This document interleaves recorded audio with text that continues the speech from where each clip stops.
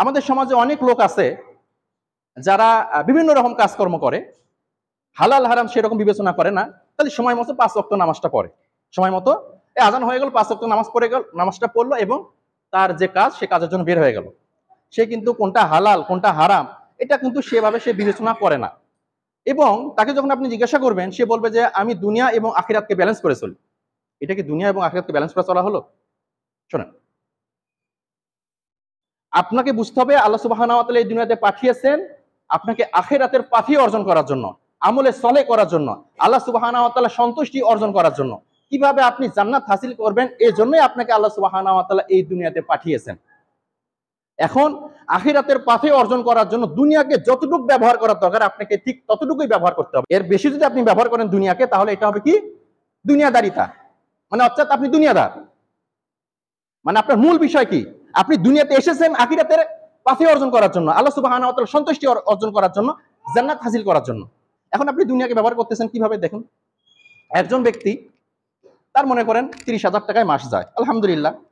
এখন সে যদি এই 30,000 টাকা ইনকাম করার পরেও আরো কিছু বাড়তি আয়ের জন্য যে ছোটাছুটি করে, তাহলে এটা কি হবে? দুনিয়াদারিতা।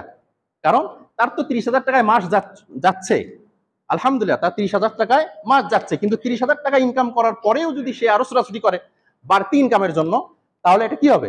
দুনিয়াদারিতা হবে। কারণ আমি কি বললাম যে যতটুকু আখিরাতের পাথে অর্জন করার জন্য যতটুকু দুনিয়াকে ব্যবহার করার দরকার আপনি ঠিক ততটুকুই ব্যবহার করতে হবে, এর বেশি আপনি ব্যবহার করতে পারবেন না। ভাই বোঝেন। আবার একটা কথা দেখেন, একজন ব্যক্তি মনে করেন আল্লাহ সুবহানাহু ওয়া তাআলার ফরজ বিধানসমূহ যথাযথভাবে পালন করে এবং নফল বিষয়গুলো যথাযথভাবে পালন করার পর এখন সে পরিস্থিতির চাপে সারাটা দিন ব্যস্ত থাকে। পরিস্থিতির চাপে সারাটা দিন ব্যস্ত থাকে, যখনই সুযোগ পায় তখনই সে জ্ঞান অর্জন করার চেষ্টা করে, মানুষকে আল্লাহর দিকে ডাকার চেষ্টা করে, মানে যখনই সে সময় পাচ্ছে। কিন্তু পরিস্থিতির চাপে সে কিন্তু খুবই ব্যস্ত। একটা হচ্ছে পরিস্থিতির চাপ, আর একটা হচ্ছে আপনি ইচ্ছে করে বেশি সম্পদ উপার্জন করতে চাচ্ছেন। যে পরিস্থিতির চাপে খুবই ব্যস্ত, কিন্তু যখনই সে সময় পাচ্ছে তখনই আল্লাহ সুবহানাহু ওয়া তাআলা জিকির আজগার করতেছে এবং ইসলামের মৌলিক যে বিষয় সেগুলো জ্ঞান অর্জন করার চেষ্টা করতেছে এবং মানুষকে আল্লাহর দিকে ডাকতেছে।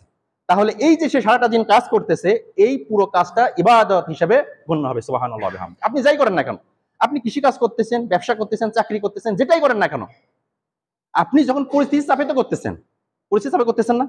আচ্ছা, এই পরিস্থিতির চাপে আপনি করতেছেন। এখন আপনি যখনই সময় পাচ্ছেন, যতটুকু সময় পাচ্ছেন, এই সময়টুকুতে আপনি ইলম জ্ঞান অর্জন করার চেষ্টা করতেছেন এবং মানুষকে আল্লাহর দিকে ডাকতেছেন।